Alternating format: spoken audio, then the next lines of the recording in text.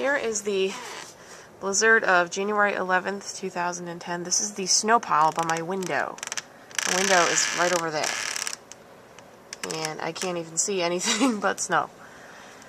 And I figured I would show you. And look at my car. Now we've already brushed it off once. And it's completely covered again. You can only see the tire. Now look at all the other cars. If it snows anymore, it won't even look like there's cars. It's crazy.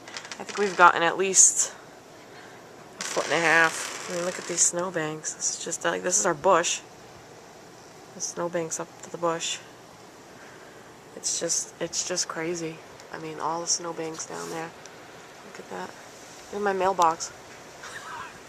I'm gonna have no mailbox soon.